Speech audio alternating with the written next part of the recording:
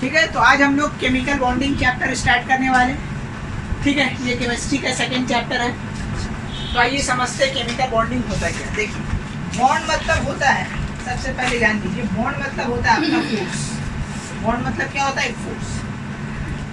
तो कोई भी दो एटम या दो एलिमेंट के बीच में जो फोर्स ऑफ अट्रैक्शन है, उसी को हम लोग क्या बोलते हैं? बॉन्ड। ठीक है, तो बॉन्ड का मतलब ही होता है कि फोर्स। तो भाई अब सवाल ये होता है कि बॉन्ड बनता क्यों? कोई दो एलिमेंट, कोई दो एटम आपस में बॉन्ड बनाता क्यों?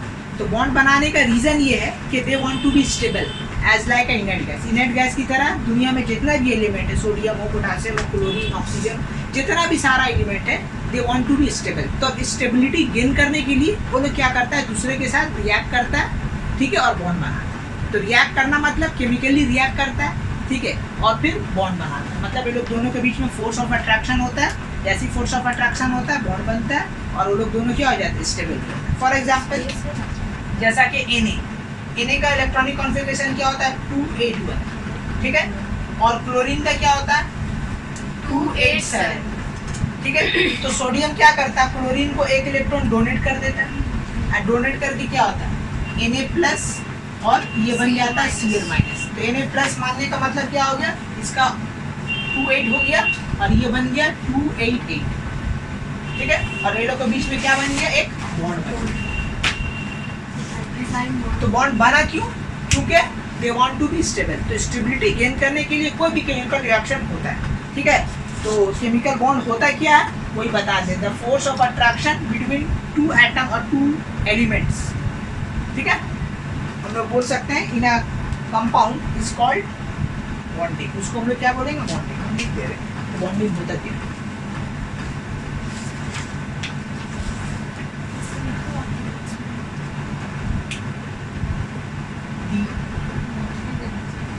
Force of attraction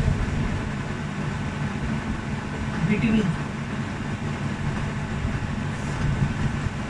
two atoms, okay, molecules in a compound is called, उसको हम लोग क्या बोलेंगे? केमिकल बॉन्ड, ठीक है। तो केमिकल बॉन्डिंग होता है क्या है?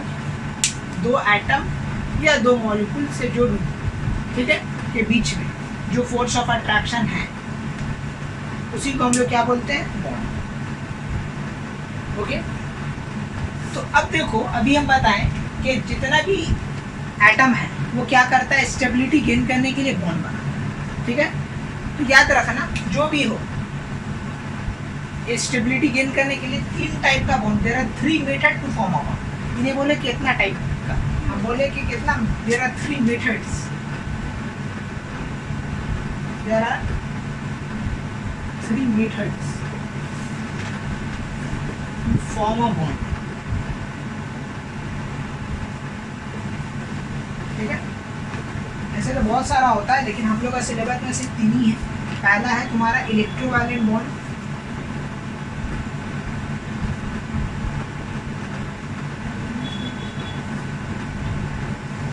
दूसरा होता है तुम्हारा, इलेक्ट्रोवैलेंट बॉन्ड का दूसरा नाम है आयनिक बॉन्ड भी बोलते हैं। दूसरा बॉन्ड होता है तुम्हारा कोवैलेंट बॉन्ड,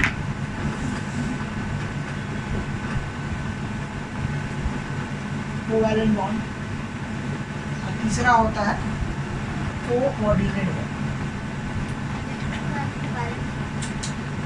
ठीक है।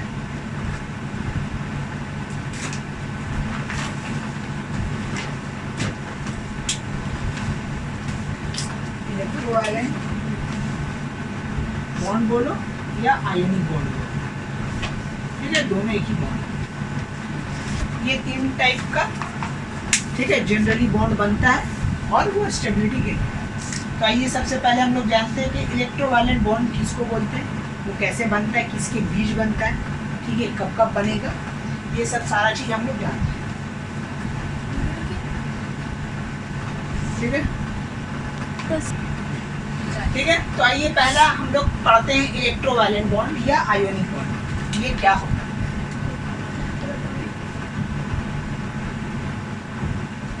देखिए, जब कभी भी कोई मेटल और नॉन मेटल के बीच रिएक्शन होता है तो क्या बनता है, याद रखना है, इलेक्ट्रोवैलेंट बॉन्ड बनता है। क्या बोले हम, जब कभी भी कोई मेटल और नॉन मेटल के बीच में रिएक्शन होता है तो क्या बनता है, इलेक्ट्रोवैलेंट बॉन्ड या ionic bond. Whenever there is a chemical reaction between the metal and non metal, then the ionic bond is form. Ionic bond बनने का ये कंडीशन है कि एक मेटल और दूसरा नॉन मेटल होना चाहिए, तभी जो है आयनिक बॉन्ड बनेगा, अदरवाइज नहीं बन सकता। ठीक है, अगर दो नॉन मेटल है तो आयनिक बॉन्ड नहीं बनेगा, एक मेटल और एक नॉन मेटल। तो एक नॉन मेटल और मेटल, इसका मतलब क्या हो रहा है कि मतलब जो मेटल है वो क्या करेगा, अपना इलेक्ट्रॉन क्या करेगा, ट्रांसफर करेगा दूसरा को। अभी जो हम एग्जाम्पल दिए थे NaCl, तो Na क्या किया था, एक इलेक्ट्रॉन ट्रांसफर किया था। तो ऐसा कोई bond, the bond which is form when there is a complete transfer of electron from valence shell of one electron to the another is called, हम लोग क्या बोलेंगे, electrovalence. So I will write the definition. The bond which is formed, okay, when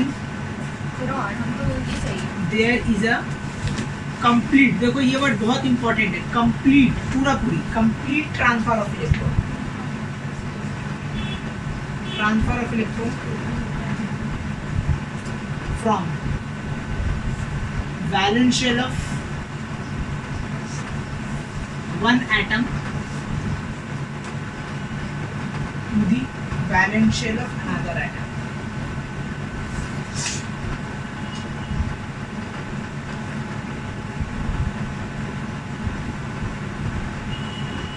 ठीक है, the bond which is formed when there is a complete transfer of electron from valence shell of one atom to the another is called, इसको हम लोग क्या बोलेंगे, ionic bond, which is called ionic bond.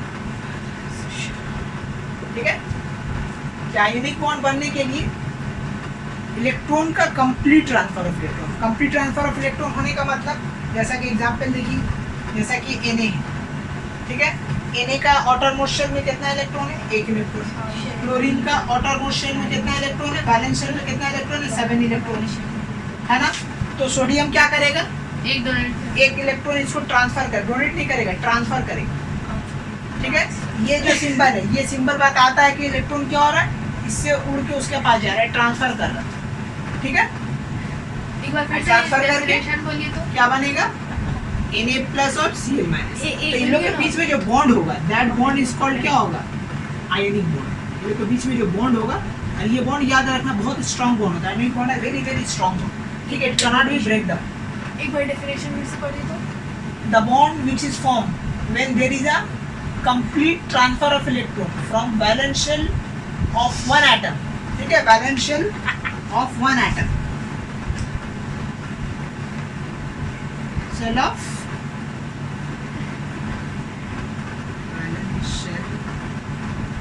of one atom to the valence shell of another atom is called ionic bond। ठीक है, तो ionic bond बनने के लिए देखो, एक मेटल और दूसरा क्या था, नॉन मेटल, तो लोगों के बीच में रिएक्शन हुआ, रिएक्शन होकर क्या बना, NaCl, तो ये क्या बनाया, बॉन्ड, आयोनिक बॉन्ड बना। और याद रखना, आयोनिक बॉन्ड जो होता है, they are very very strong bond होता है, it can not be okay break down very easily, बहुत स्ट्रॉन्ग। इन लोग के बीच में जो फोर्स ऑफ अट्रैक्शन होता है बहुत ही ज़्यादा होता है। ठीक है, जिसके कारण इसको ब्रेक करना बहुत ही मुश्किल होता है। दूसरा एग्जांपल देखिए, आयनिक बॉन्ड। तो आयनिक बॉन्ड समझ में आ रहा कब बनेगा, नॉन मेटल एक मेटल के बीच में। ठीक है, क्या क्या बॉन्ड बोलेंगे कि when there is a metal and non metal and react, whenever metal and non-metal are react,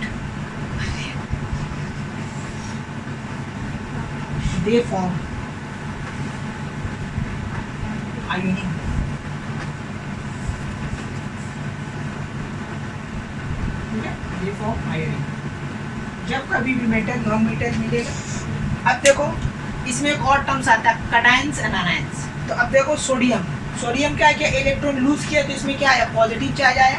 अब क्लोरीन क्या किया, एक इलेक्ट्रॉन एक्सेप्ट किया, इसमें कौन सा चार्ज आया, नेगेटिव चार्ज आया। तो जो पॉजिटिव चार्ज आयंस होता है उसको हम लोग बोलते हैं कैटायंस, और जो नेगेटिव चार्ज आयंस होता है उसको हम लोग क्या बोलते हैं, एनायंस। ठीक है, तो ये भी बात हम लिखते हैं। Positive charge is known as cations, ठीक है, and the negative charge is known as, इसको बोलेंगे anions। ओके,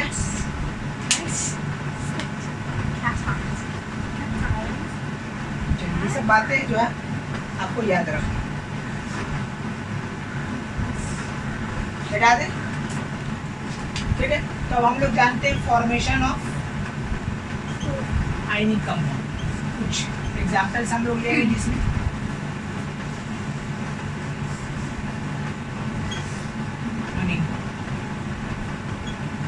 कैसे कैसे आयनिक बॉन्ड बनता है, हम लोग एग्जांपल लेंगे, देखेंगे कैसे कैसे किसके किसके बीच में आयनिक कंपाउंड बनेगा।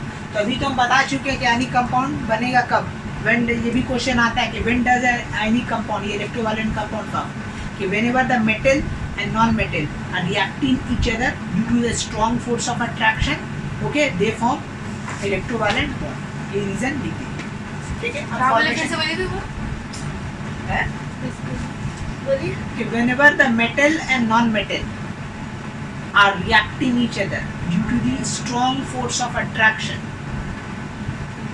okay, in a compound is called, sorry, force of in a compound, the ionic bond is, ठीक है।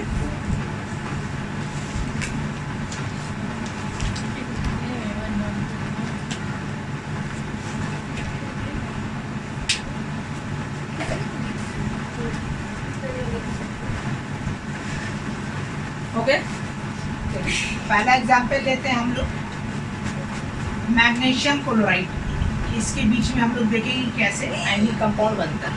ठीक है, देखिए मैग्नीशियम का क्या होता है, आउटरमोस्ट शेल में कितना इलेक्ट्रॉन होता है, 2 इलेक्ट्रॉन होता है। ठीक है, क्लोरीन का कितना होता है, आउटरमोस्ट शेल में 7 इलेक्ट्रॉन। तो एक क्लोरीन तो एक लेगा, इसी के लिए 2 क्लोरीन बनाना पड़ेगा, ये हो गया। ठीक है, अब देखो क्या होगा, यहाँ से एक इलेक्ट्रॉन ट्रांसफर होगा इस क्लोरीन के पास, और एक इलेक्ट्रॉन ट्रांसफर होगा इस क्लोरीन के पास, और ट्रांसफर होने के बाद इन लोग के बीच में क्या बन जाएगा, Mg+2 Cl- ये बन जाएगा ionic compound. This is the वे। ठीक है, तो जब कभी भी आपको एग्जाम में बोलेगा कि MgCl का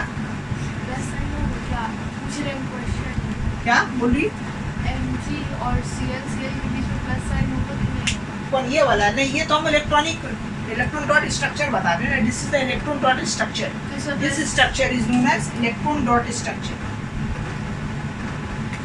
इलेक्ट्रॉन डॉट स्ट्रक्चर। तो इलेक्ट्रॉन डॉट स्ट्रक्चर में प्लस साइन नहीं दिया जाता। ओह अच्छा, ठीक है, ये स्ट्रक्चर है ना, तो Mg है यहाँ पे, तो एक इलेक्ट्रॉन यहाँ पे ट्रांसफर हुआ, एक इलेक्ट्रॉन इसके पास ट्रांसफर हुआ, और इन लोगों के बीच में कौन सा बॉन्ड बन गया, आयोनिक बॉन्ड। अब देखो एक्चुअली होता क्या है कि जो Mg होता है, ठीक है, वो क्या होता है, अपना एक इलेक्ट्रॉन लूज करता है। ठीक है, अपने इलेक्ट्रॉन लूज करके Mg+ बनता है, या 2 इलेक्ट्रॉन लूज करेगा Mg+ होता है। ठीक है, और क्लोरीन क्या करता है, यही 2 इलेक्ट्रॉन को क्या करता है, वो एक्सेप्ट करता है और Cl- हो जाता है। ठीक है,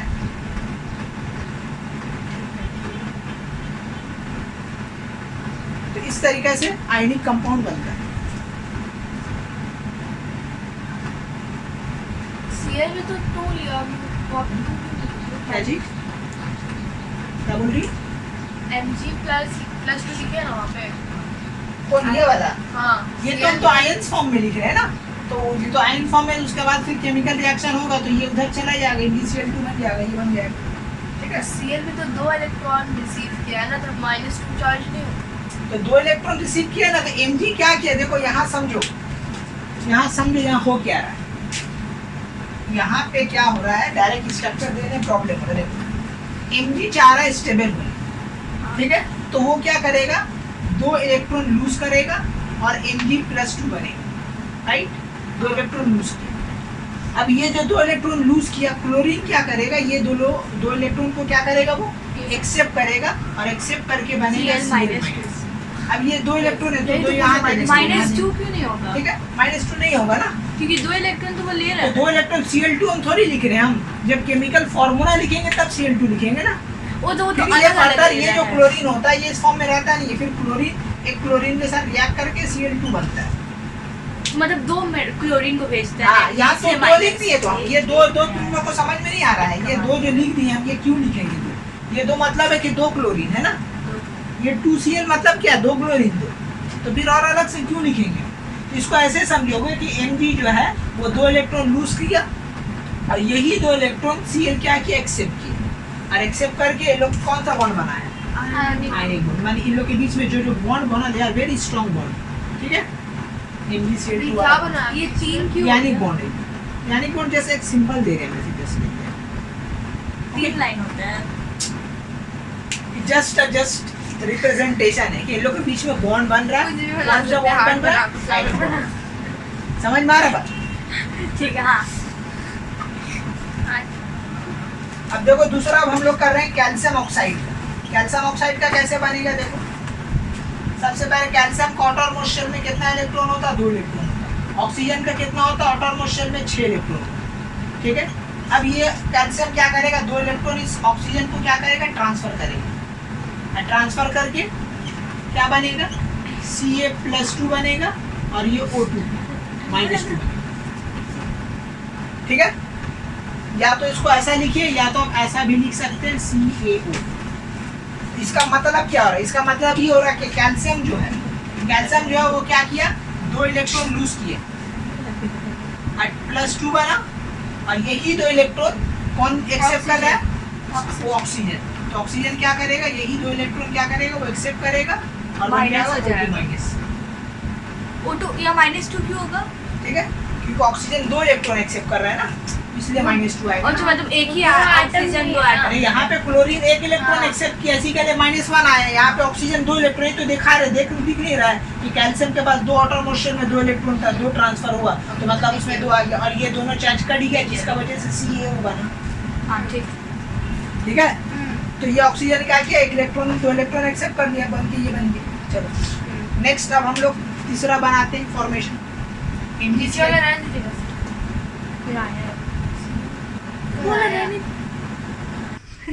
कौन आ रहा नहीं आ रहा, कहाँ कोई आ रहा, परेशान कर रही, डिस्टर्बेंस थोड़ा, पढ़ाई में कॉन्सेप्ट नहीं देंगे, सारा कचरा हो जाएगा, मीठी हो रही है।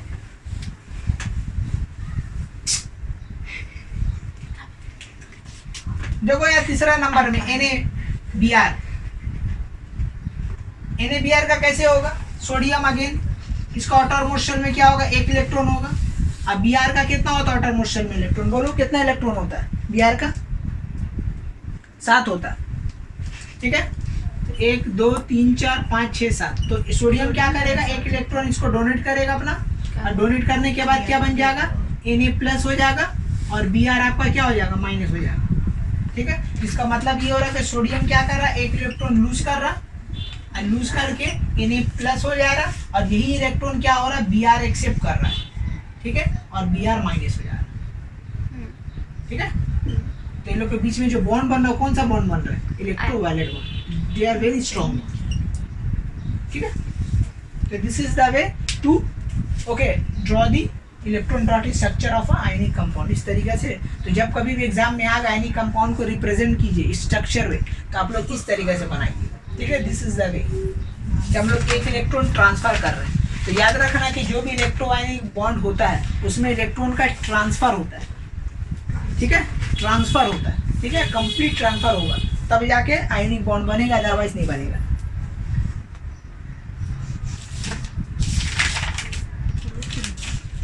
ठीक है, और एक तो देखते हैं जिंक क्लोराइड,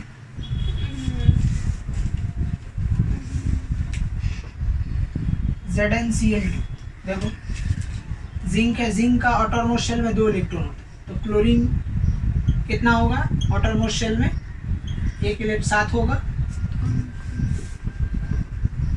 तो ये इलेक्ट्रॉन यहाँ ट्रांसफर हो गए और ये इलेक्ट्रॉन यहाँ ट्रांसफर हो गए, ठीक है। और इन लोग के बीच में क्या बनेगा Zn, ये +2 बनेगा, Cl- बनेगा, इसको ऐसा भी लिख सकते हैं हम लोग ZnCl2। तो इसके लिए तो ठीक हमको है। कॉन्फ़िगरेशन लर्न रखना होगा। हाँ, आपको पता होना चाहिए कि जिंक का वैलेंसी कितना होता है, तो जिंक का वैलेंसी 2 होता कैल्शियम है। तो याद करना है। 1-2 एक्सेप्शन आ जाए तो याद कर लो ना, जिंक का 2 होता है, ज़्यादा तो एक्सेप्शन नहीं आता है, कैल्शियम का 2 होता है, Br का 7 होता है। अच्छा, वहाँ याद पर रखना है। Na प्लस और तो B very माइनस क्यों है? Br ठीक है। होगा ना? Br ही तो माइनस लिखे, नहीं, ऊपर में। हाँ यहाँ पे। अच्छा, अब देखो यहाँ पे क्या हो रहा है, जिंक क्या कर रहा है, 2 इलेक्ट्रॉन लूज कर रहा है, राइट, और Zn+2 हो रहा है, और यही 2 इलेक्ट्रॉन क्या कर रहा है, क्लोरीन क्या कर रहा है, एक्सेप्ट कर रहा है, और क्या हो रहा है, Cl- हो रहा है, बस हो गया। और ये लोग के बीच में कौन सा बॉन्ड बन रहा है, इलेक्ट्रोवैलेंट बॉन्ड बन रहा है, हो जाएगी सीधा। ठीक है।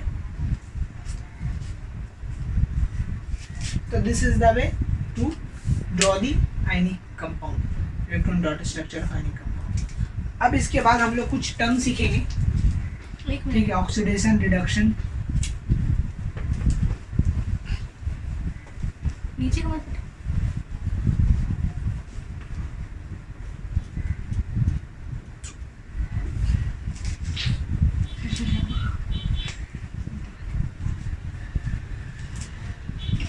चलो, अब हम लोग जानते हैं ऑक्सीडेशन क्या होता है, ऑक्सीडेशन, ठीक है। देखो, ऑक्सीडेशन का मतलब होता है, पहला मीनिंग जान लो, oxidation means loss of electron, ठीक है। Oxidation means increasing oxidation state, increasing oxidation state. तीसरा number, okay, oxidation means addition of oxygen,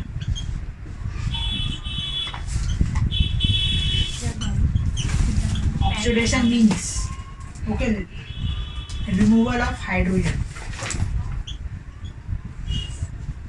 okay.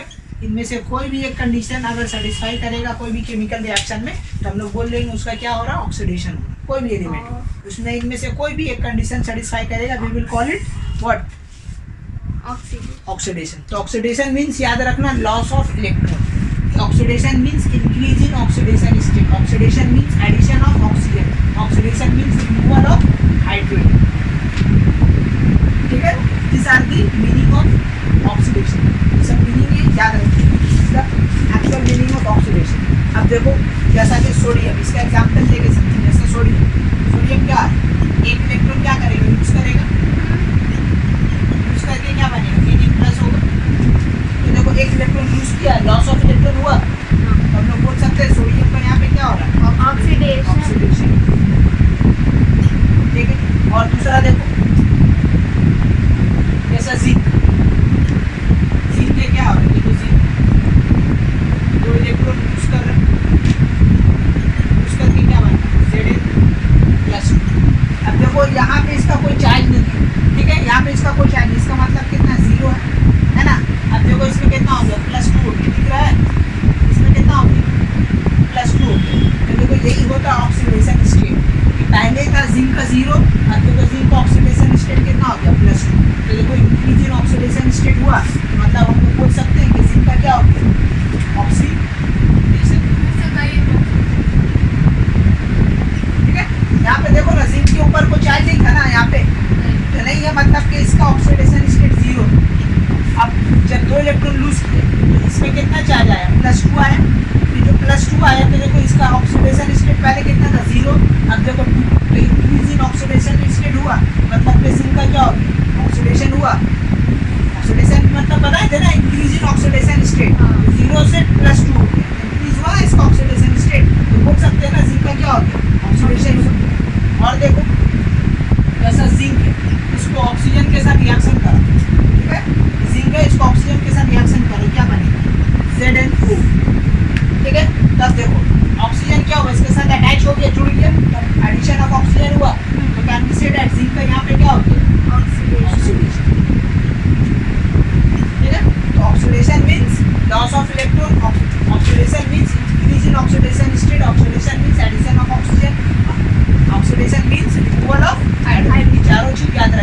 भी एक कंडीशन सेटिस्फाई करेगा जिसमें केमिकल रिएक्शन आप बोल देंगे कि उसका क्या हो रहा है, ऑक्सीडेशन हो रहा है। यहाँ पे एग्जाम्पल आप देख सकते हैं, यहाँ पे सोडियम एक इलेक्ट्रॉन इलेक्ट्रॉन लॉस हुआ तो हम लोग बोलते हैं ऑक्सीडेशन हुआ सोडियम का। यहाँ पे जिंक का ऑक्सीडेशन स्टेट जो कि इंक्रीज किया 0 से +2 हुआ तो जिंक का ऑक्सीडेशन हुआ। यहाँ पे ऑक्सीजन जिंक में क्या होता है, जुड़ के जिंक ऑक्साइड होगी तो एडिशन ऑफ ऑक्सीजन होगा, मतलब क्या होता है, ऑक्सीडेशन। ठीक है, तो ऑक्सीडेशन मीन्स क्या होता है, ये सब सारा है। ठीक है, नेक्स्ट अब हम लोग आते हैं रिडक्शन। नेक्स्ट अब हम लोग पॉइंट क्या बोलेंगे, रिडक्शन। ठीक है, रिडक्शन जो होता है वो जस्ट इसका उल्टा होता है। यहाँ पे हम लोग क्या बोला था, लॉस ऑफ इलेक्ट्रॉन, यहाँ पे हम लोग क्या बोलेंगे, गेन ऑफ। यहाँ पे क्या बोला था, इंक्रीज इन ऑक्सीडेशन स्टेट, यहाँ पे बोलेंगे decrease in oxidation state. Okay, यहाँ पे क्या बोला था, एडिशन ऑफ ऑक्सीजन, यहाँ पे बोल देंगे एडिशन ऑफ हाइड्रोजन। यहाँ पे बोला था रिमूवल ऑफ हाइड्रोजन, यहाँ पे बोल देंगे रिमूवल ऑफ ऑक्सीजन। और जस्ट इसका उल्टा होगा, तो एक अगर आपको याद है तो दूसरा आपको याद करने में टाइम लगेगा।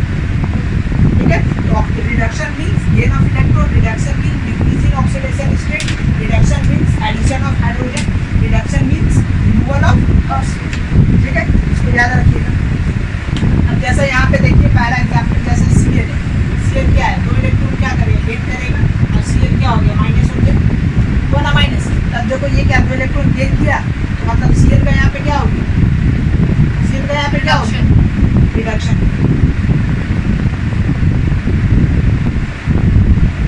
ठीक है, दूसरा एग्जाम्पल ले लो, जैसा यहाँ Fe+2 2 इलेक्ट्रॉन यूज किया, यूज करके क्या हो गया, Fe बना। तो अब देखो इसका डिक्रीज इन ऑक्सीडेशन स्टेट हुआ, देखो इसका ऑक्सीडेशन स्टेट कितना था, +2 है। अब देखो कितना हो गया, 0 हो गया, 0 हुआ। सो कहना इसी ये लॉस ऑफ आयरन का क्या हो गया, रिडक्शन। ठीक है, डिक्रीज इन ऑक्सीडेशन स्टेट मतलब इसका क्या हो गया, रिडक्शन। अब तीसरा एग्जाम्पल देखिए, कैल्शियम ऑक्साइड है, जैसा कैल्शियम ऑक्साइड, इसमें हीट दो, ये बनेगा कैल्शियम +2। देखो यहाँ पे ऑक्सीजन क्या होगा, रिमूवल हो गया, रिमूवल ऑफ हाइड्रोजन हुआ। देखो यहाँ तो हम लोग बोल सकते हैं कैल्शियम का क्या हो गया, oxidation, sorry reduction. Removal of क्या, हाइड्रोजन का रिमूवल ऑफ ऑक्सीजन हुआ ना। तो देखो कैल्शियम ऑक्साइड ऑक्सीजन जुड़ा हुआ था, हीट दिए, ये कैल्शियम और ऑक्सीजन दोनों अलग हो गए। हीट है। हाँ, ये हीट का सिंबल है, ये डेल इसको बोलते हैं। ये डेल जब भी केमिस्ट्री में लिखिएगा समझ लीजिएगा ये हीट दिया है। तो हीट देने से कैल्शियम ऑक्साइड ब्रेक डाउन होके कैल्शियम और ऑक्सीजन में, यहाँ देखो ऑक्सीजन क्या हो गया, हट गया ना कैल्शियम से, मतलब क्या हो गया, कैल्शियम का रिमूव हो गया, ऑक्सीजन मतलब के कैल्शियम का क्या हो गया, रिडक्शन। ठीक है, तो यही होता है रिडक्शन। तो रिडक्शन मीन्स याद रखना, gain of electron, decrease in oxidation state, removal of hydrogen और सॉरी एडिशन ऑफ हाइड्रोजन और रिमूवल ऑफ क्या हो गया तुम्हारा, ऑक्सीजन। ठीक है, तो these are the example of reduction and oxidation। ठीक है, लेकिन एक बात हमेशा याद रखना, ये जो ऑक्सीडेशन और रिडक्शन है ये हमेशा कोई भी केमिकल रिएक्शन में एक साथ होता है, ये अलग अलग नहीं। हम यहाँ अलग अलग दिखा रहे हैं बट एक्चुअल में रियली में ये लोग दोनों क्या होता है, एक साथ। तो ऐसा कोई भी रिएक्शन जिसमें ऑक्सीडेशन और रिडक्शन दोनों एक साथ हो उसको हम लोग बोलते हैं रिडॉक्स रिएक्शन। तो क्या बोलते हैं, रिडॉक्स। ठीक है, तो अभी हम लोग होने वाले रिडॉक्स रिएक्शन जिसमें ऑक्सीडेशन और रिडक्शन हम लोग देखेंगे दोनों एक साथ। प्रैक्टिकली ऑक्सीडेशन और रिडक्शन अलग नहीं होता, दोनों एक साथ ही होता है। क्योंकि कोई इलेक्ट्रॉन लूज करेगा तो कोई इलेक्ट्रॉन गेन करेगा, तो ये तो एट अ टाइम होगा ना। ऐसा तो नहीं है कोई लूज करके छोड़ देगा, कोई ले ना ले, इसको कोई मतलब ऐसा नहीं होता। बॉन्ड बनाना मतलब एक लेगा तो एक एक्सेप्ट, छोड़ेगा तो एक एक्सेप्ट करेगा। ठीक है, तो नेक्स्ट होता है रिडॉक्स, तो उसको बोलते हैं रिडॉक्स रिएक्शन। ऐसा रिएक्शन जिसमें क्या हो, रिडक्शन और ऑक्सीडेशन दोनों क्या हो, एक साथ हो, उसको हम लोग बोलते हैं रिडॉक्स। ठीक है, पहला हम लोग बात करेंगे इसका डेफिनेशन, ठीक है, ऑक्सीडेशन रिएक्शन।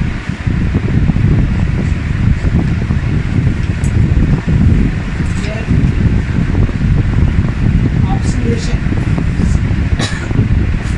and reduction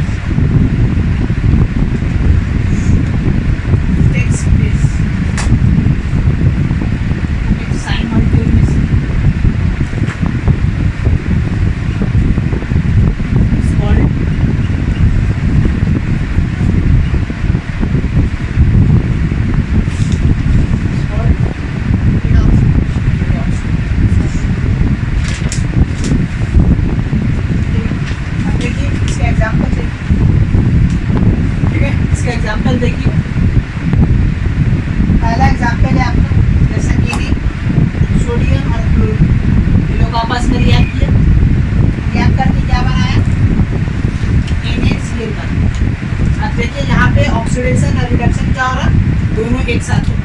कैसे? सोडियम क्या करेगा, अपना इलेक्ट्रॉन यूज करेगा एक, हाँ ठीक है। इसका देखो जीरो से ये क्या हो जाएगा, प्लस आ जाएगा, हाँ तो इसका क्या हो गया, देखो Oxidation. ऑक्सीडेशन स्टेट हुआ, मतलब सोडियम का क्या हो गया, ऑक्सीडेशन ऑक्सीडेशन हुआ यहाँ पे। और ये जो इलेक्ट्रॉन जो यूज किया, क्लोरीन क्या करेगा, उसको गेन करेगा। गेन किया, तो इसमें चार्ज कैसा आ जाएगा, माइनस आ जाएगा। इसका ऑक्सीडेशन स्टेट देखो 1 था, अब ये कितना हो गया, -1, तो घट गया ना।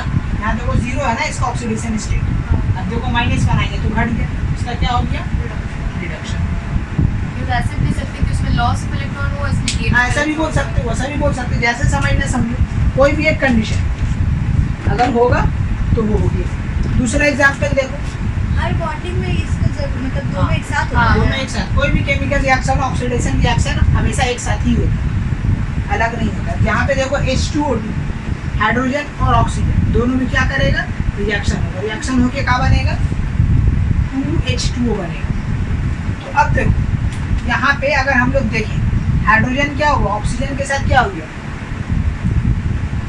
ठीक है। हाइड्रोजन जो है वो ऑक्सीजन के साथ देखो यहाँ पे अटैच हो गया, तो ऑक्सीजन यहाँ पे जुड़ रहा, तो हम लोग बोल सकते हैं ऑक्सीजन का क्या हो गया, ऑक्सीडेशन हो गया, क्योंकि ये ऑक्सीजन हाइड्रोजन के साथ जुड़ गया ना। अगर इसका रिस्पेक्ट से देखोगे, ये हाइड्रोजन, ये ऑक्सीजन जो ये हाइड्रोजन के साथ जुड़ गया, हाँ तो मतलब एडिशन ठीक है, एडिशन ऑफ ऑक्सीजन, तो मतलब क्या हो गया, ऑक्सीडेशन हो गया, ठीक है। और हाइड्रोजन का क्या हो जाएगा यहाँ, जब एक का ऑक्सीडेशन हुआ तो जाहिर सी बात है दूसरा का क्या होगा, रिडक्शन ही होगा, ठीक है। तो यहाँ पे इसका क्या हो जाएगा, रिडक्शन।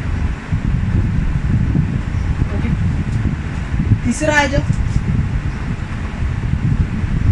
कॉपर ऑक्साइड, ठीक है, कॉपर ऑक्साइड प्लस हाइड्रोजन, ये लोग को रिएक्शन करोगे तो देखो बनेगा Cu प्लस H2O बनेगा।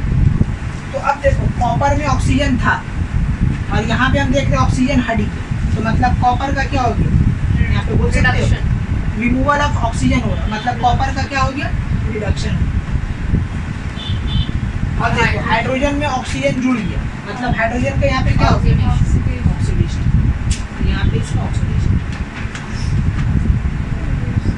तो these are the few example of redox reaction, ठीक है।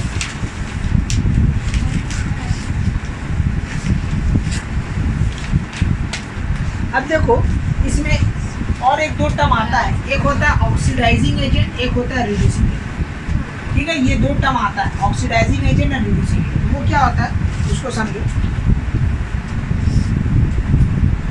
वो इसी है रिडॉक्स रिएक्शन में ही होता है, लोग जहाँ कहीं होगा ऑक्सीडेशन रिडक्शन तो वहाँ भी ऑक्सीडाइजिंग एजेंट और रिड्यूसिंग एजेंट आएगा। देखो ऑक्सीडाइजिंग एजेंट वो होता है जो दूसरे को ऑक्सीडाइज करके खुद रिड्यूस हो, उस एजेंट को हम लोग क्या बोलेंगे, ऑक्सीडाइजिंग एजेंट। क्या बोला, ऑक्सीडाइजिंग एजेंट जो दूसरे को क्या करे, ऑक्सीडाइज करे और खुद रिड्यूस हो जाए, उसको हम लोग क्या बोलेंगे, ऑक्सीडाइजिंग एजेंट। जैसा कि यहाँ पे कॉपर देखो, कॉपर क्या होगा, ऑक्सीजन, ठीक है, एज अ ऑक्सीडाइजिंग एजेंट का काम करना, दूसरे को क्या किया, ऑक्सीडाइज किया और खुद देखो रिड्यूस हो, दिख रहा है। कॉपर का रिडक्शन हो रहा है ना, गौर से देखो कॉपर का रिडक्शन हो रहा है, तो मतलब कॉपर ऑक्सीजन को क्या किया, ऑक्सीडाइज किया, हाइड्रोजन को ऑक्सीडाइज, ठीक है। तो कॉपर यहाँ पे क्या काम कर रहा है, एज अ ऑक्सीडाइजिंग एजेंट का काम कर रहा है,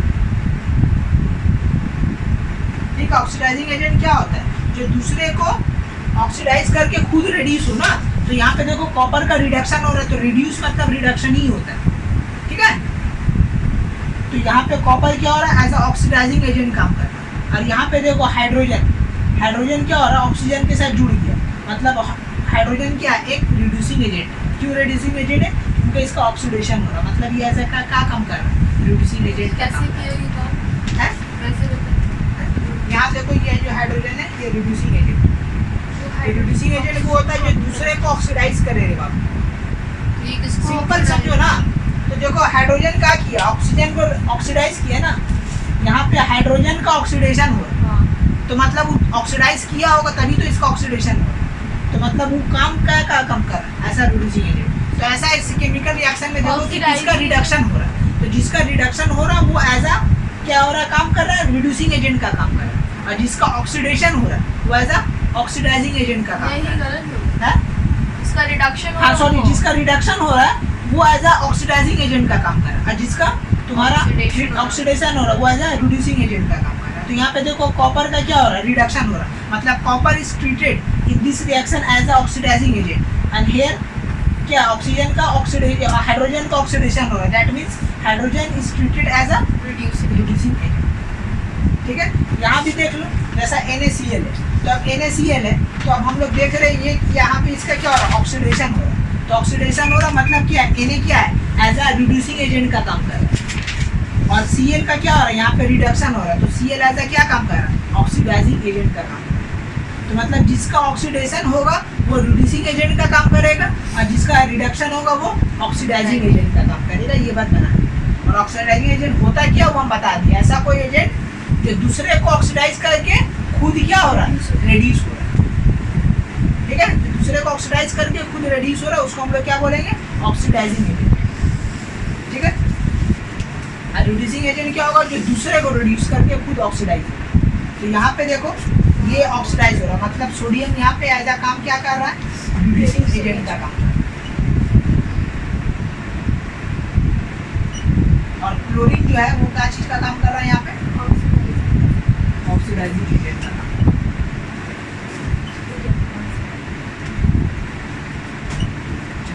ये होता है oxidizing, sorry oxidation and reduction.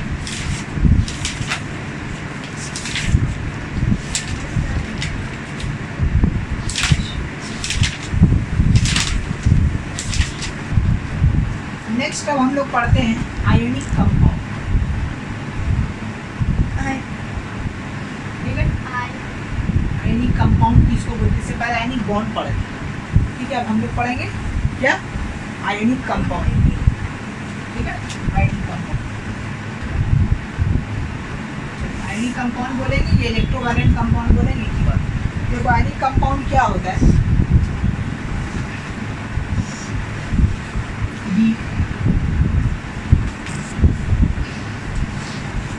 Chemical reaction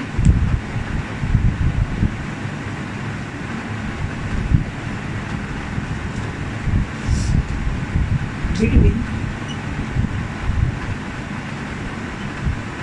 metal and non-metal. The chemical reaction takes place between the Which take place? Which? metal and non-metal when there is a transfer of electron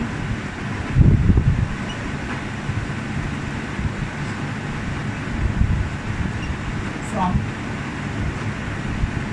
one atom to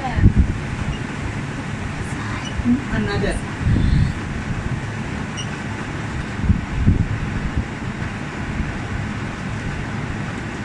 Is called ionic compound.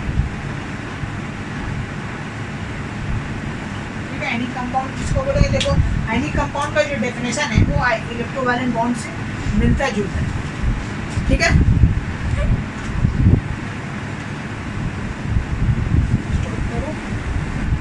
ठीक है, तो अब हम लोग जानते हैं ionic compound क्या होता है। तो देखिए the chemical compound form between the metal and non-metal when there is a transfer of electron from one atom to the another atom। माने ऐसा कोई कंपाउंड, ठीक है, जो मेटल और नॉन मेटल के बीच में रिएक्शन होने के बाद बन रहा हो, उस कंपाउंड को हम लोग क्या बोलेंगे, आयनिक कंपाउंड। ठीक है, तो आयनिक कंपाउंड का जो डेफिनेशन है वह इलेक्ट्रोवैलेंट से मिलता जुलता है। आयनिक कंपाउंड होता क्या है कि बहुत सारा केमिकल रिएक्शन हो रहा है, आपस में मिल रहा है, तो मिल के जब जो झुंड बन रहा है तो झुंड को हम लोग बोलते हैं आयनिक कंपाउंड। ये सोडियम रिएक्ट किया NaCl बना, ठीक है, और भी तुम्हारा जिंक रिएक्ट किया तो ZnCl2 बना ना, NaCl के साथ रख के क्या बना, NaCl बना, Zn रिएक्ट करके क्या बना, ZnCl2 बना। और भी बहुत सारा रिएक्शन होता है जो क्लोरीन के साथ बनते जाता तो क्या बनता है, झुंड बनता है। ठीक है, झुंड जो होता है मधुमक्खी का जो झुंड होता है टाइप का एक झुंड बना, तो झुंड को हम लोग क्या बोलते हैं, आयनिक कंपाउंड। ठीक है, कि द केमिकल कंपाउंड बोला जाए, the chemical compound formed between the metal non-metal ठीक है। तो आयनिक कंपाउंड बनने की भी कंडीशन है कि मेटल नॉन मेटल होना चाहिए, तभी रिएक्शन होगा और तब जाके आयनिक कंपाउंड बनेगा। अगर मेटल नॉन मेटल नहीं है तो आयनिक कंपाउंड नहीं बनेगा। तो this are the definition of ionic compound. अब इसका प्रॉपर्टीज के बारे में हम लोग जानते हैं। जैसा अभी हम बताएं कि जो आयनिक बॉन्ड होता है वो क्या होता है, वेरी वेरी स्ट्रांग होता है। इसका जो पहला प्रॉपर्टीज जो हम लोग बात करेंगे, प्रॉपर्टीज का जो हम लोग बात करेंगे, ठीक है, प्रॉपर्टीज ऑफ आयनिक कंपाउंड, ठीक है। इसका जो सबसे पहला प्रॉपर्टी जो हम देंगे तो हम यही बोलेंगे, they have very strong electrostatic force of attraction. लिखेंगे, they have very very strong force of attraction.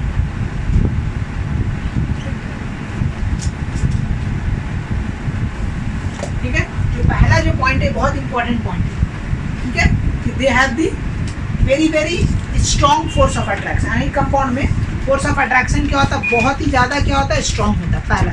और ये ऐसा जो ये एक ऐसा है कि बहुत सारा ऐसा, इसके बाद जो हम पॉइंट लिखने वाले उसका सोल्यूशन यही होगा कि जैसा बोलेंगे आयनिक कंपाउंड क्या होता है, जनरली सॉलिड होता है, ठीक है, दे आर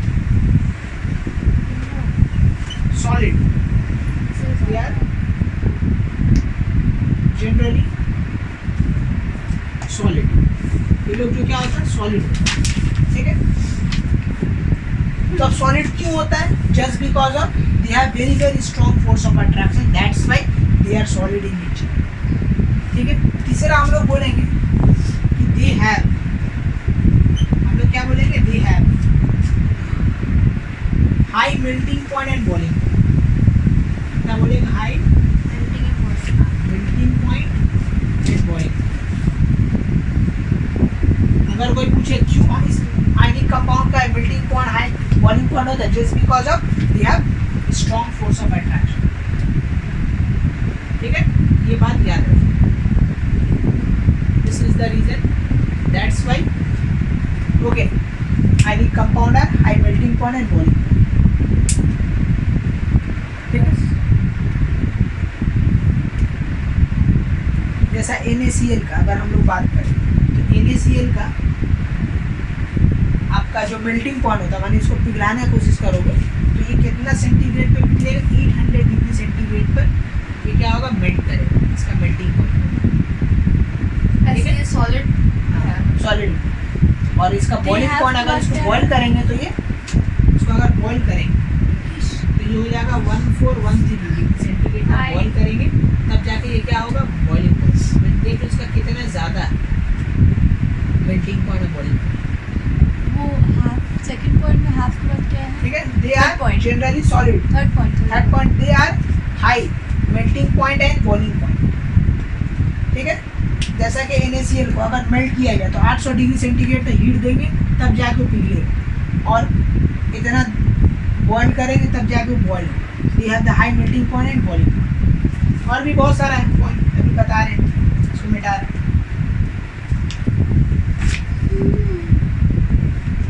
ठीक है। यानी कंपाउंड जो होता है दे conduct electricity in molten and aqueous state. हम लोग क्या बोलेंगे, फिर 1 कैसे हो गया, अभी तो 3 था, तो ये 4 होगा। दे कंडक्ट इलेक्ट्रिसिटी, यानी कंपाउंड जो होता है इलेक्ट्रिसिटी कंडक्ट करता है, बट इन क्या बोला गया, molten and aqueous state. Molten aqueous state क्या होता है, समझ में आता है, पिघला हुआ, मोल्टेन मतलब के, ठीक है, पिघला हुआ, और एक्वस मतलब के पानी वाला स्टेट, एक्वस स्टेट, ठीक है, उसमें पानी मिला हुआ, एक्वस स्टेट, ठीक है। दे conduct electricity in molten and aqueous state but not in, okay, in solid state. अब यहाँ से क्वेश्चन की ड्राइव होगा, ठीक है, कि why NaCl do not conduct electricity, why solid NaCl do not conduct electricity, यहाँ से क्वेश्चन अराइज होता है, ठीक है। वो हम बताएंगे कि थोड़ी देर नहीं, दे have strong force of attraction है, लेकिन इलेक्ट्रिसिटी कंडक्ट नहीं करता, उसका एक और बेहतरीन आंसर वो नहीं, ठीक है, वो भी हम बताएंगे। 5 नंबर में आ जाओ, कि जो तुम्हारा आयनिक कंपाउंड होता है, they are highly soluble in water, ठीक है, they are highly soluble in water, but it's a condition not soluble in organic compound, not soluble in organic compound.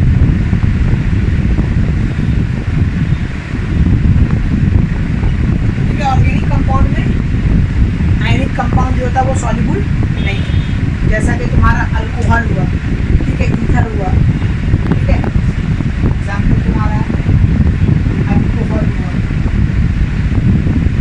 ठीक है, और तुम्हारा क्या हुआ, बेंजीन हुआ, C6H6 बेंजीन हुआ, CCl4 हुआ, ये सब तुम्हारा ऑर्गेनिक कंपाउंड है, ये सब में तुम्हारा ठीक है, ऑर्गेनिक कंपाउंड में आयनिक कंपाउंड तुम्हारा सॉल्युबल नहीं है, ठीक है। ये 5 प्रॉपर्टीज आयनिक कंपाउंड का याद रखिएगा। यदि आप स्ट्रॉन्ग फोर्स ऑफ अट्रैक्शन, दूसरा हम लोग क्या बोलेंगे, यदि आप high melting point, boiling point जो होता है आयनिक कंपाउंड क्या होता है, जनरली सॉलिड इन नेचर होता है। चौथा क्या बोलेंगे, they conduct electricity, okay, but in क्या aqueous and molten form, not in the solid form. और क्या बोलेंगे, they are soluble in water, ठीक है, हाईली सॉल्युबल इन वाटर, मैंने पूरा पूरी भूल जाएगा, ठीक है। क्यों भूल जाता है, क्योंकि देखो वाटर के पास जो होता है एक डाइलेक्ट्रिक प्रॉपर्टी है, तो डाइलेक्ट्रिक प्रॉपर्टी होने के कारण आयनिक कंपाउंड जो होता है ना कमजोर पड़ जाता है, और जैसे ही उसमें इलेक्ट्रिसिटी पास करते हैं तो वो आयन्स में ब्रेक डाउन होता है, इसलिए हम लोग बोल देते हैं कि they are highly soluble in water. अब हम लोग पढ़ेंगे कि why NaCl do not conduct electricity.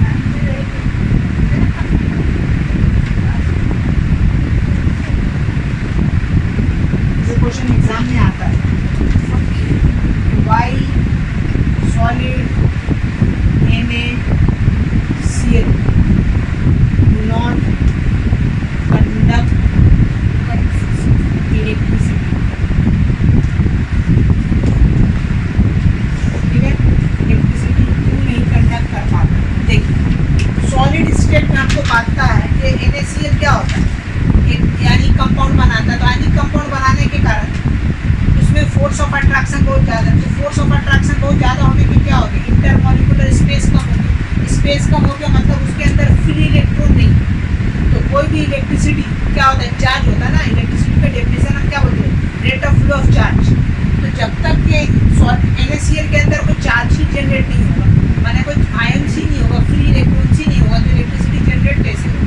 तो इसी के लिए सॉलिड NaCl होता है वो इलेक्ट्रिसिटी कंडक्ट नहीं करता था। अगर पूछे कि why solid NaCl do not conduct electricity, just because of that they do not have free electrons due to the strong force of attraction, that's why solid NaCl do not conduct electricity, ठीक है, ये बात याद रखिएगा, ठीक है, ठीक है। NaCl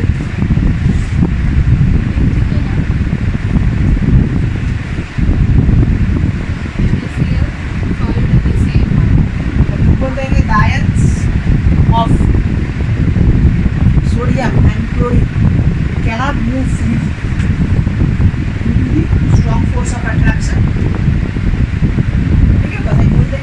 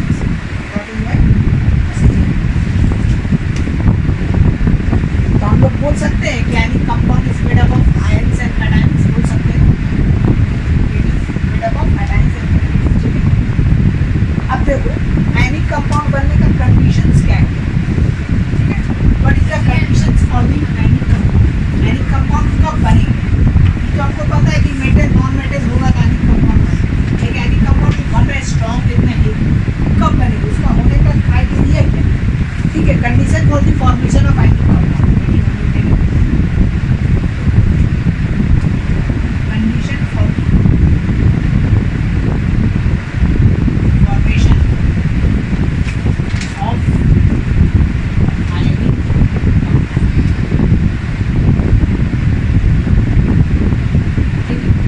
पहला कंडीशन हम देखें कि metal should have low ionization potential, पहला कंडीशन क्या है, मेटल्स शुड हैव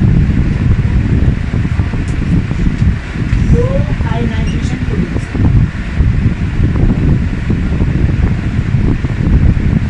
इसका मतलब क्या हो रहा है, लो आयोनाइजेशन पोटेंशियल होने का मतलब क्या हो रहा है कि उसका न्यूक्लियर का पावर जो है वो कम होना चाहिए, तो क्या होगा मेटल आसानी से अपना इलेक्ट्रॉन क्या कर देगा, लूज हो जाएगा, और लूज हो जाएगा तो उतना क्या होगा स्ट्रॉन्ग आयनिक बॉन्ड बनेगा, इसका पहला कंडीशन है कि metal should have low ionization क्या होगा पोटेंशियल होगा, तो अब देखो मेटल, ठीक है, हम लोग तो ये देखे थे ना कि जो भी तुम्हारा आयोनाइजेशन पोटेंशियल होता है वो क्या होता है इन्वर्सली प्रोपोर्शनल तुम्हारा क्या होता है एटॉमिक रेडियस साइज होता है ना, एटॉमिक साइज होने के कारण क्या हो रहा है, ये जितना कम होगा ये उतना ज़्यादा होगा, एटॉमिक रेडियस उतना ही बड़ा हो जाएगा और आसानी से क्या होगा इलेक्ट्रॉन यूज कर देगा उतना ही स्ट्रॉन्ग क्या हो जाएगा आयनिक कंपाउंड बनेगा, तो metal should have low ionization potential, पहला कंडीशन आयनिक कंपाउंड, दूसरा देखो अब मेटल अगर लो आयोनाइजेशन पोटेंशियल है तो नॉन मेटल क्या होगा हाई, तो बोलेंगे नॉन मेटल नहीं, इलेक्ट्रो पोटेंशियल नहीं बोलेंगे, हम लोग बोलेंगे non metal should have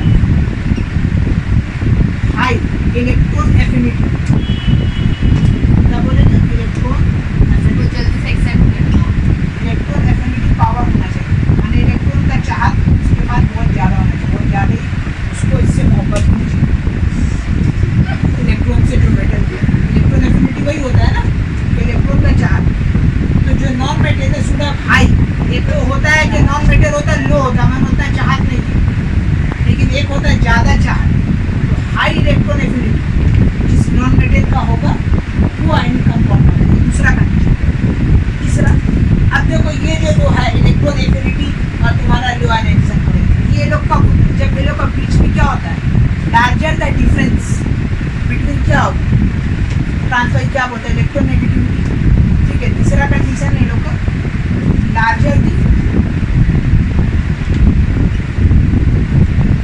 difference electron negativity,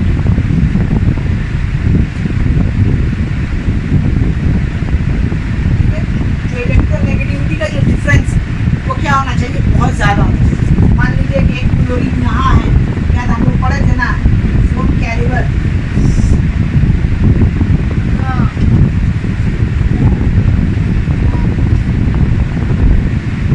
phone कैरिबर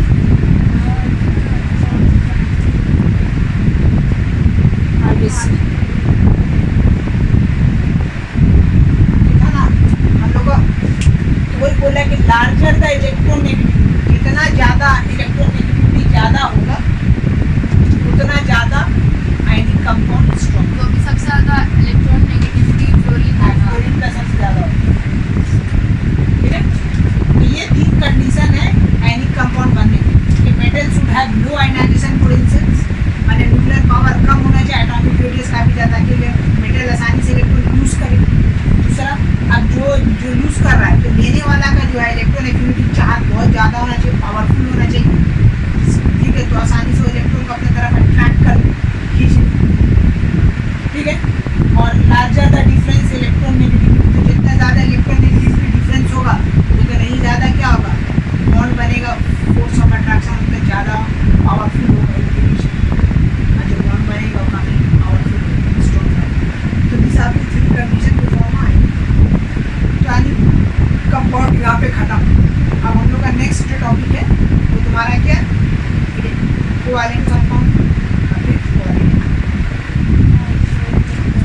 फिर से हम तो आज हम लोग पढ़ने वाले कोवैलेंट बॉन्ड। इससे पहले हम लोग आयनिक बॉन्ड पढ़ चुके हैं। आयनिक बॉन्ड में क्या होता है कि कंप्लीट ट्रांसफर ऑफ इलेक्ट्रॉन होता है between the metal and non metal, ठीक है, और उसके बीच में जो बॉन्ड बनता है वो हम लोग बोल देते हैं it is ionic bond. Ionic bond का खूबी क्या होता है भाई कि उसके बीच में फोर्स ऑफ अट्रैक्शन बहुत ज़्यादा होता है, ठीक है, उसका मेल्टिंग पॉइंट बॉइलिंग पॉइंट बहुत ज़्यादा हाई होता है, ठीक है, इलेक्ट्रिसिटी कंडक्ट करता है, ये सब खूबी है। तो आइए आज हम लोग जानते हैं कोवैलेंट बॉन्ड क्या होता है। देखो कोवैलेंट बॉन्ड क्या होता है, देखो डेफिनेशन यहाँ पे क्या लिखा होता है, bond form by the mutual sharing of electron. यहाँ पे दो वर्ड आया है, म्यूचुअल शेयरिंग ऑफ, ठीक है, ठीक है, mutual sharing of electron between two non metals, ठीक है, ये दो वर्ड बहुत इंपॉर्टेंट है डेफिनेशन, ठीक है। These two words are very important for the covalent bond definition. Mutual sharing, ठीक है, बता रहे सब बता रहे कि the bond formed by the mutual sharing of electron between two non-metal is called covalent. Mutual sharing मतलब क्या होता है कि इक्वली शेयरिंग होना, माने इलेक्ट्रॉन का शेयर होना इक्वली, जितना इलेक्ट्रॉन एक एलिमेंट लेगा दूसरा इलेक्ट्रॉन भी उतना ही मेटल लेगा, तो वो कहलाता है म्यूचुअल। तो म्यूचुअल मतलब होता है इक्वल, इक्वल शेयरिंग, ऐसा समझ। अब किसके बीच में इक्वल शेयरिंग होगा, दो नॉन मेटल, ठीक है। तो कोवैलेंट बॉन्ड हमेशा याद रखना दो नॉन मेटल के बीच में बनता है कि whenever the two non metals are reacting each other they form covalent bond. Covalent bond बनने के लिए कंडीशन दो है, एक म्यूचुअल शेयरिंग होना चाहिए और किसके बीच में दोनों नॉन मेटल होना चाहिए। अगर एक मेटल और एक नॉन मेटल है तो फिर वो कोवैलेंट बॉन्ड नहीं बन सकता। वो कौन सा बॉन्ड बनेगा, ठीक है, आयनिक बॉन्ड बनेगा, ठीक है। तो कोवैलेंट बॉन्ड वो टाइप का बॉन्ड है जहाँ पे म्यूचुअल शेयरिंग होता है बिटवीन टू नॉन मेटल्स, ठीक है। अब ये बोलने क्या मांग रहा है, जैसा कि मान लीजिए एक हाइड्रोजन है, ठीक है, एक नॉन मेटल, एक और हाइड्रोजन नॉन मेटल। हाइड्रोजन का आउटर मोस्ट शेल में कितना होता है, एक इलेक्ट्रॉन, ये भी इलेक्ट्रॉन, ये भी कितना होता है इसका, एक इलेक्ट्रॉन, राइट, होता है एक इलेक्ट्रॉन। तो अब ये हाइड्रोजन क्या करेगा, इस हाइड्रोजन को बोलेगा भाई हम अपना डुप्लेट पूरा करना चाहते ताकि हम भी स्टेबल हो जाए। ये भी बोलता है हाँ हमको भी एक इलेक्ट्रॉन का जरूरत है, हम भी अपना डुप्लेट करना चाहते हैं, तो क्या काम करो हम लोग क्या करें, ये दोनों को क्या कर ले, शेयर कर ले। तो ये हाइड्रोजन क्या करेगा, इससे एक इलेक्ट्रॉन लेके अपना डुप्लेट पूरा करेगा, ये हाइड्रोजन इससे एक इलेक्ट्रॉन लेके शेयर करके अपना डुप्लेट पूरा करेगा और बॉन्ड बन जाएगा, ठीक है। कौन सा बॉन्ड बन जाएगा, कोवैलेंट बॉन्ड बन जाएगा। वो H2 होगा कि 2H होगा? H बॉन्ड बन रहा है, वो बॉन्ड बना रहे हो, वो मॉलिक्यूल फॉर्म में नहीं लिखेंगे, ठीक है। दूसरा देख लो, जैसा कि तुम्हारा तो H2 नहीं लिखेंगे, हम बॉन्ड बना रहे हैं ना, बॉन्ड फॉर्म दिखा रहे हैं ना, हम मॉलिक्यूल फॉर्म में क्यों लिखेंगे, H2 की H2H है? अरे ये बॉन्ड बन रहा है ना, इन दोनों H कौन सा बॉन्ड बन रहा है, कोवैलेंट बॉन्ड बोलेंगे क्या हम लोग, हैं, बोलेंगे क्या इसको? इन लोगों के बीच में covalent bond, we are talking about bond ना, तो why we will write the H2 you can write but there is no use of that, ठीक है। तो जैसा क्लोरीन, क्लोरीन क्या है, इसका आउटर मोस्ट शेल में कितना इलेक्ट्रॉन होता है, 7 इलेक्ट्रॉन होता है। एक और क्लोरीन लो तो इसका भी आउटर मोस्ट शेल में कितना इलेक्ट्रॉन होता है, 7 इलेक्ट्रॉन होता है। तो अब ये, ठीक है, अब ये क्लोरीन क्या करेगा, एक इलेक्ट्रॉन इसके साथ शेयर करके अपना क्या करेगा, ऑक्टेट पूरा करेगा। ये भी क्लोरीन क्या करेगा, एक इलेक्ट्रॉन लेगा अपना ऑक्टेट पूरा करेगा और इन लोगों के बीच में जो बॉन्ड बनेगा कैसा बॉन्ड बनेगा, ठीक है, कोवैलेंट बॉन्ड बनेगा, ठीक है, कैसा बनेगा, कोवैलेंट बॉन्ड बनेगा, ठीक है। और एग्जांपल देखिए दूसरा, ये तो सेम एटम था, अब डिफरेंट एटम जैसा कि CH4 का अगर हम लोग बात करें, ठीक है, CH4 का अगर हम लोग बात करें तो कार्बन में आ जाएगा बीच में, इसका वैलेंसी होता है 4, एक हाइड्रोजन यहाँ आएगा, एक हाइड्रोजन यहाँ आएगा, एक हाइड्रोजन यहाँ आएगा, एक हाइड्रोजन यहाँ आएगा, ठीक है। अब देखो क्या होगा, ये एक हाइड्रोजन, ठीक है, इलेक्ट्रॉन अपना, ठीक है, देखो एक इलेक्ट्रॉन क्या करेगा, हाइड्रोजन क्या करेगा, कार्बन से शेयर करेगा और अपना डुप्लेट पूरा करेगा।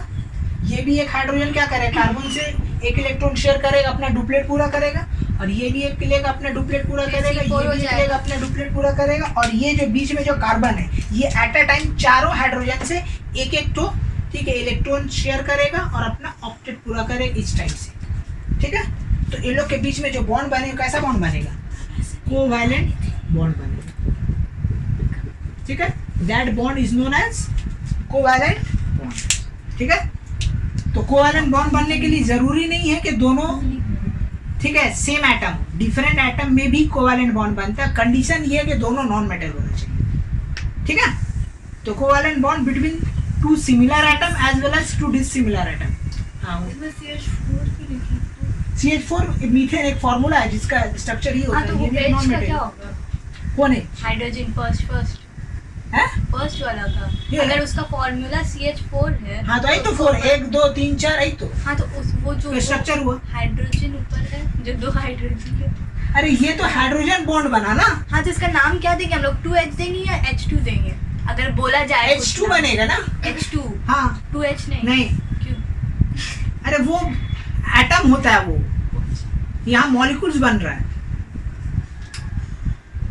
ठीक है, तो हम जो समझाने मांग रहे हैं वो समझो कि इक्विवेलेंट बॉन्ड होता क्या है। फॉर्मूला में मत जाइए, यहाँ टॉकिंग अबाउट हो रहा बॉन्ड, तो सिर्फ बॉन्ड समझिए कि बॉन्ड होता क्या है। कि बॉन्ड हम लोग क्या बोला कि ऐसा कोई बॉन्ड जो यहाँ पे म्यूचुअल शेयरिंग हो। तो यहाँ पे देखो ये म्यूचुअल शेयरिंग हुआ।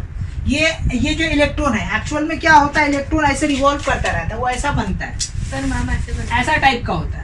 ठीक है, ये इलेक्ट्रॉन यहाँ पे एक एलिमेंट है, यहाँ पे एक एलिमेंट मान लो। तो ये इलेक्ट्रॉन जो है, ये इलेक्ट्रॉन घूमता है इस तरीके से। ये इलेक्ट्रॉन घूम के कभी इसका पास जाके इसके साथ बनाता है, कभी इसके पास आके इस तरीके से बनाता है। ठीक है, इस तरीके से होता है। तो ऐसा एक्चुअली शेयर दिखता नहीं है, लेकिन हम लोग ऐसा अजम्पशन करके बताया जाता है समझाने के लिए कि भाई इन लोग के बीच में कौन सा शेयरिंग हो रहा है। तो जब भी शेयरिंग होता है तो हम लोग इस तरीके से हम लोग स्ट्रक्चर बनाते हैं। ठीक है, इस तरीके से हम लोग स्ट्रक्चर बनाएंगे।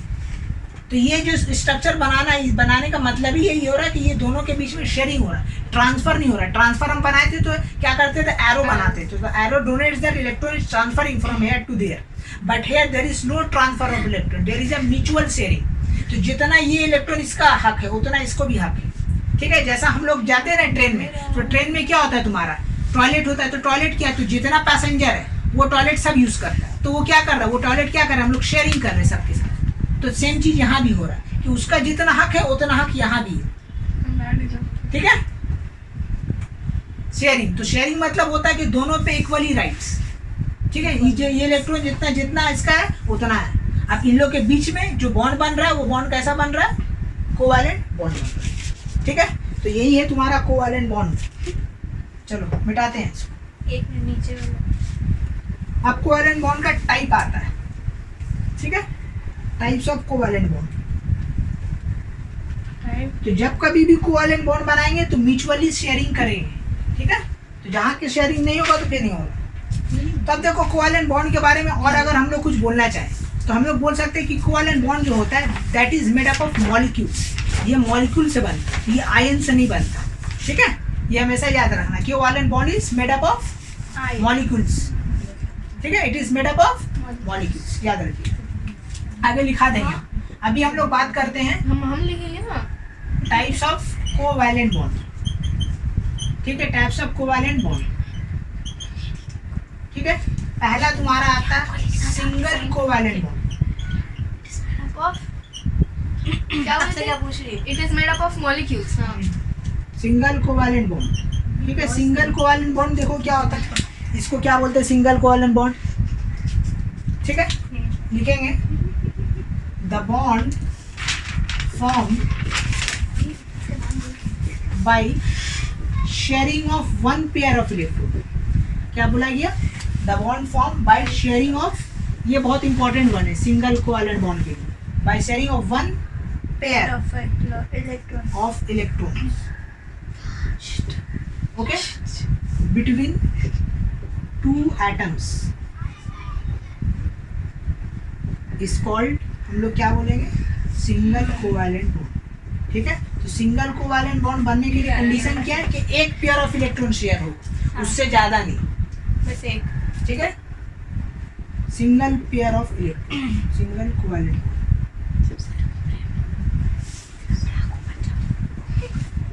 ठीक है, जैसा कि एग्जांपल अभी हम लोग दिए, कौन सा दिए भाई, हाइड्रोजन। हाइड्रोजन का। तो हाइड्रोजन एक इलेक्ट्रॉन इधर, एक इलेक्ट्रॉन इधर है, तो ये इलेक्ट्रॉन शेयर करके अपना डुप्लेट पूरा किया, ये अपना डुप्लेट पूरा किया, तो इसके बीच में कौन सा बॉन्ड बना, सिंगल कोवैलेंट बॉन्ड। ठीक है, अभी इससे पहले जो हम बनाए थे CCH4।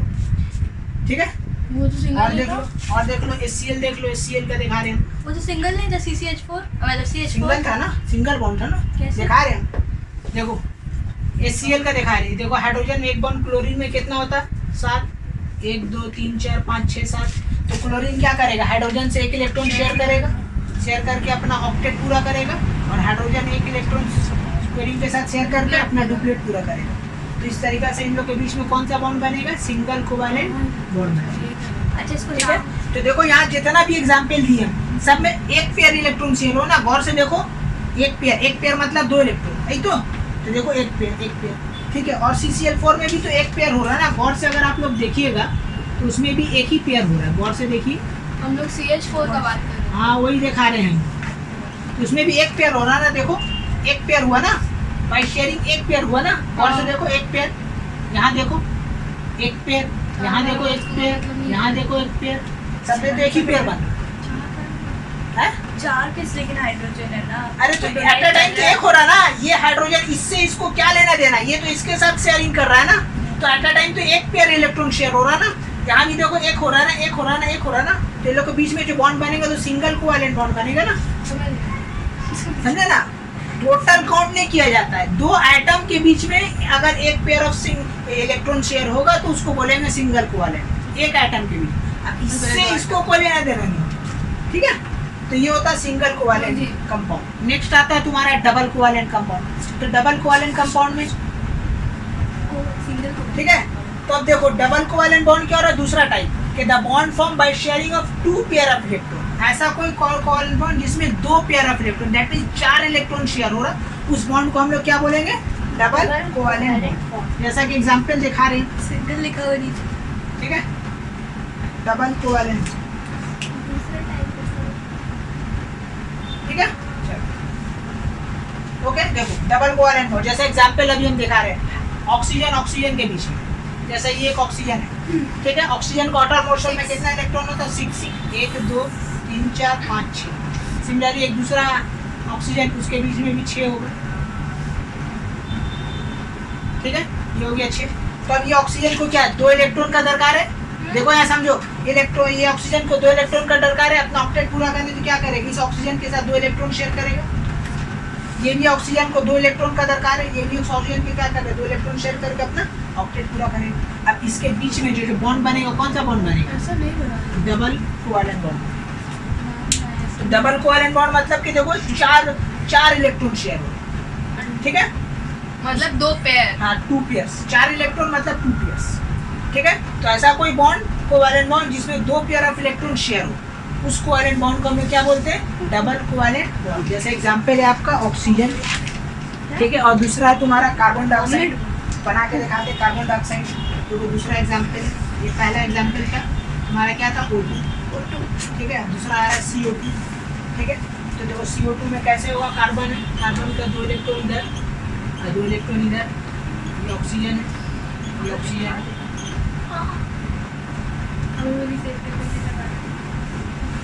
खराब हो गया क्या हुआ?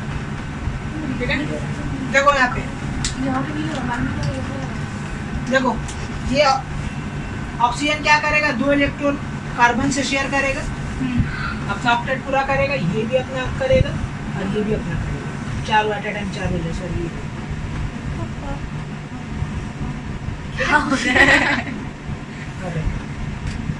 ठीक है। तो ये कहलाता तो है कार्बन के पास 8 हो गया और लोग दोनों के पास हाँ। 8 8 होगी। तो इन लोग के बीच में कौन सा बॉन्ड बना? Double double covalent covalent double covalent, ठीक है। अब ट्रिपल कोवैलेंट बॉन्ड आप लोग खुद से बना लीजिए। The bond form by pairing of 3 pair of Sharing. Electron, हाँ, by sharing 3 pair of electron between 2 atom is called triple covalent bond. Between तो एक याद हो जाएगा तो तीनों याद करना तो है, मतलब तीनों का डेफिनेशन लिखने की जरूरत नहीं है। ठीक है। एक लिखेंगे तो दूसरा तो ऑटोमेटिक याद हो जाएगा ना। अब जैसा हमारे यहाँ पे तीसरा है, ठीक है, तीसरा कोवैलेंट कंपाउंड हम लोग बोलते हैं ट्रिपल, ठीक है। Between 2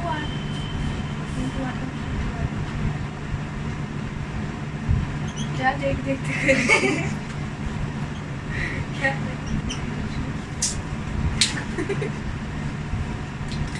Triple covalent bond, the bond formed by sharing of 3 pair of electrons between 2 हम atoms, लोग बेटा वैल्यू में ठीक है। उसको हम लोग बोलेंगे क्या? ट्रिपल कोवैलेंट कंपाउंड, यानी 3 पेयर ऑफ इलेक्ट्रॉन शेयर हो। इसका एग्जांपल क्या देंगे बोलो तुम लोग? इसका एग्जांपल हम लोग क्या देख सकते हैं, कौन ऐसा एटम है जिसके बीच में 3 पेयर ऑफ इलेक्ट्रॉन शेयर हो, मीथेन। ठीक है। मीथेन में नहीं, मीथेन में तो सिंगल बॉन्ड, हो गया ओजोन ठीक है। O3 नहीं O3 नहीं, वो अलग हो जाएगा। हो गया बता रहे देखो, पहला एग्जांपल आ गया तुम्हारा, सिंपल है, नाइट्रोजन। नाइट्रोजन का देखो वाटर मोशन में कितने इलेक्ट्रॉन होते हैं, 5 N2 होगा। 5 होता है ना, 5 होता है ना नाइट्रोजन हाँ। वाटर मोशन में, नंबर 7 तो 5 5 होगा। तब देखो ये नाइट्रोजन क्या करेगा, इससे 3 इलेक्ट्रॉन लेके अपना ऑक्टेट पूरा करेगा, और ये भी नाइट्रोजन क्या करेगा, इससे 3 लेके अपना क्या होगा, ऑक्टेट ऑक्टेट पूरा करेगा। और इन दोनों के बीच में कौन सा बॉन्ड बनेगा, ट्रिपल कोवैलेंट बॉन्ड, कॉपी नहीं तो ठीक है। ये हो गया ट्रिपल कोवैलेंट बॉन्ड। और एग्जांपल दूसरा देख लीजिए, दूसरा एग्जांपल क्या है, इथाइन। दूसरा हम लोग बोल सकते हैं इथाइन, ये ऑर्गेनिक कंपाउंड है, आगे पढ़ेंगे हम लोग। इथाइन, ठीक है, इसका फॉर्मूला होता है CH, ठीक है, ट्रिपल बॉन्ड CH, ये होता है इसका, ठीक है। अब देखो इसको कैसे बनाएंगे, सबसे पहले कार्बन बनेगा, एक ऑक्सीजन, एक इलेक्ट्रॉन इधर, एक कार्बन बनेगा,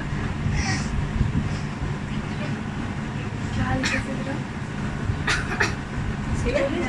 तो अब देखो ये हाइड्रोजन क्या करेगा, एक इलेक्ट्रॉन इससे शेयर करेगा, अपना ऑक्टेट पूरा करेगा, ये भी एक पूरा करेगा, और ये carbon at a time in लोग से लेगा, ठीक है, ये अपना पूरा करेगा, ये इससे लेगा, ये अपना पूरा करेगा। इन लोग के बीच में कौन सा बॉन्ड बनेगा, ट्रिपल कोवैलेंट बॉन्ड। यहाँ पे 3 पेयर ऑफ इलेक्ट्रॉन शेयर हो रहा है 2 कार्बन के बीच में, लेकिन वहाँ तो दो जो हो रहा है। वो नहीं, एक हो रहा है तो इसको धरा जाएगा, यहाँ तो सिंगल हो रहा है ये, लेकिन यहाँ 3 पेयर हो गए तो इसको यहाँ बोला पे 3 दो पेयर। दो बॉन्ड साथ में हो रहा है, सिंगल कोवैलेंट बॉन्ड और ट्रिपल कोवैलेंट बॉन्ड। हाँ, कार्बन और हाइड्रोजन के बीच में जो हो रहा है वो सिंगल कोवैलेंट बॉन्ड है, लेकिन कार्बन कार्बन के बीच में जो बन रहा है वो ट्रिपल कोवैलेंट, यस, डबल ठीक है। तो ये एग्जांपल हम लोग दे सकते हैं ट्रिपल कोवैलेंट, सिंगल में नहीं दे सकते, ठीक है। कॉपी करें। तो ये है आपका ट्रिपल कोवैलेंट बॉन्ड। तो सिंपल है, याद रखिएगा, पहला में एक पेयर, एग्जांपल क्या हो गया बता दिए, जितना था CF4 CCl4 हुआ, CH4 हुआ, इसका Cl2 formula H2 क्या सब होगा? सारा सिंगल एथिल का है, तो लिख दिया नहीं मतलब वो है, तो लिख दिया है, तो CH2 है, तो लिख दिया CH ट्रिपल बॉन्ड CH। अरे फॉर्मूला नीचे नो करके, अरे यही इथाइन का ये फॉर्मूला होता है, अरे जैसे हम लोग लिखते हैं ना H2O मतलब हाइड्रोजन और कार्बन को मिला के बॉन्ड, वैसे ही इसका तो ये एक ऑर्गेनिक कंपाउंड है, ये कार्बन और हाइड्रोजन से मिलकर बना है। हाइड्रोजन का बॉन्ड। अभी उस में मत जाइए प्लीज, ठीक है। अभी आप लोग कोवैलेंट ट्रिपल बॉन्ड ये सब पढ़े, जस्ट जैसे कंसंट्रेट ऑन फॉर्मूला है NH3 ऐसे हाँ। इथाइल तो क्या यही है फॉर्मूला, तो CH ट्रिपल बॉन्ड CH, यही है फॉर्मूला इसका, this is the chemical formula of ethyne, ठीक है, thank you, this is the formula, ठीक है। और अलग से कोई फॉर्मूला नहीं है, क्योंकि ये लोग के बीच में ट्रिपल बॉन्ड बनता है, तो you have to show that triple bond. C2H2 हाँ, आप ऐसा लिखे, या आपको अगर ये लिखना है तो उतना चाहिए तो फिर ऐसे लिखिए C2H2 ऐसा बोल सकते हैं। यही बोल रहे हैं। तो ये कंडेंस फॉर्म में है, ये मॉलिक्यूल्स फॉर्म में, तो यही तो पूछ रहे थे। ठीक है। ठीक है, तेरी और क्या देख रहे हो, कुछ नहीं लिखा है। अभी फॉर्मूला का चैप्टर आया नहीं, जब आएगा तब वहाँ ये सब सीखेंगे कैसे लिखा जाता है, कैसे ड्राइव किया जाता। अभी बॉन्ड का बात हो रहा है, सिर्फ जस्ट ध्यान लगाएं कि बॉन्ड कैसे बन रहा है, किसके बीच में बन रहा है, कैसे बन रहा है, बस ऐसी कॉन्सेंट्रेशन करना। क्या 3 पेयर है मतलब ट्रिपल बॉन्ड, और 2 पेयर है मतलब डबल बॉन्ड, और 1 पेयर है मतलब सिंगल बॉन्ड। कोवैलेंट बॉन्ड क्या होता है, जो पेयरिंग शेयर करके बने, ये सब चीज़ पे ध्यान देना बस, और किसी पे ध्यान नहीं देना, ठीक है। नेक्स्ट अब हम लोग बात करेंगे इसका प्रॉपर्टीज का, एग्जाम्पल में ठीक है। अब इसका बात करेंगे हम लोग प्रॉपर्टीज ऑफ कोवैलेंट बॉन्ड, ठीक है। आयनिक कंपाउंड का प्रॉपर्टीज लिखे थे ना, बस समझ लीजिए उससे उल्टा है, ठीक है, उसका उल्टा, जो जो वहाँ यहाँ बोला था यहाँ पे सब उल्टा बोलेंगे उसका।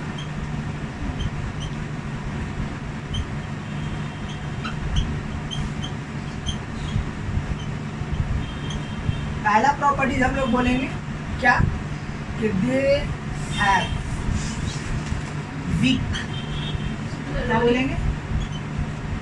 वेंडर वाल फोर्स।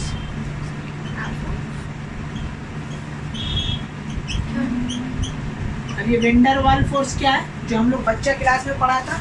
नहीं। क्या force of attraction, intermolecular force, उसी को ही बोला जाता है वेंडर वाल फोर्स। ठीक है, तो ये एक साइंटिस्ट है, वो बताया था, इसी के लिए वो अपना नाम दे दिया वेंडर वाल, याद रखिए। ठीक है, उसको ही हम लोग बोलते हैं वेंडर वाल फोर्स।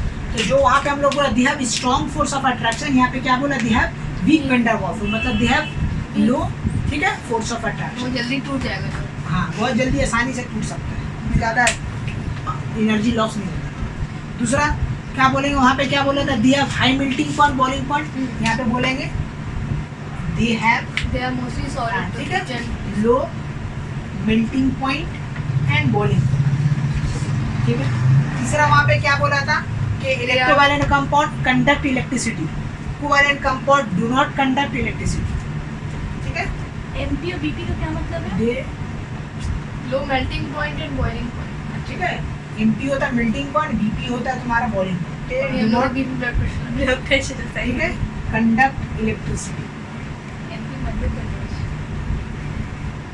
ठीक है, भोपाल प्रदेश। कोवैलेंट कंपाउंड होता है, इलेक्ट्रिसिटी कंडक्ट नहीं करता। ठीक है, लेकिन कुछ कोवैलेंट कंपाउंड देखा गया है कि कुछ उसमें चार्ज पाए गए, लेकिन जनरली अगर कोई पूछे कि कोवैलेंट कंपाउंड इलेक्ट्रिसिटी कंडक्ट करता नहीं करता, तो कुछ उसका पोलैरिटी की वजह से देखा गया तो उसमें कुछ चार्ज आ जाता है, लेकिन एक्चुअल में कोवैलेंट कंपाउंड जो होता है वो इलेक्ट्रिसिटी कंडक्ट क्या करता? नहीं करता। ठीक है, चौथा बोला था वहाँ के दे आर जनरली सॉलिड, यहाँ बोलेंगे दे आर, ठीक है, ठीक है, जनरली लिक्विड एंड गैस। और फिफ्थ पॉइंट है they are soluble in water. ठीक है, और वहाँ पे क्या बोला था कि they are soluble, highly soluble बोला था इन वाटर। तो नॉन मेटल जो होता है वो जनरली सॉल्युबल नहीं होता है। ठीक है, लेकिन कुछ कुछ देखा गया है होता है, तो सब, क्योंकि सबका एक्सेप्शन होता है ना, ऐसा भी नहीं है कि बहुत सारा मेटल जो बोला गया लिक्विड है, ऐसा नहीं है कि बहुत सारा नॉन मेटल जो है तुम्हारा लिक्विड नहीं है, सॉलिड नहीं है, सॉलिड होता है। ठीक है, सॉलिड फॉर्म में होता है। हाँ, एग्जाम्पल। ठीक है, एग्जाम्पल वही सब है, तुम्हारा मीथीन है, ये सब तुम्हारा ग्लूकोज, शुगर, ये सब तुम्हारा क्या है, सॉलिड फॉर्म में होता है, बट ये लोग कोवैलेंट कंपाउंड बनाता है। ठीक है, और हम लोग पॉइंट के बारे में बात करेंगे तो और क्या बोलेंगे? इनसॉल्युबल, आज बोलेंगे जनरली दे आर इनसॉल्युबल। अगर कोई पूछे they are insoluble, insoluble in water, but okay soluble in organic substance. Storage almost full. ठीक है, ओके, ठीक है, they are insoluble in water, but soluble in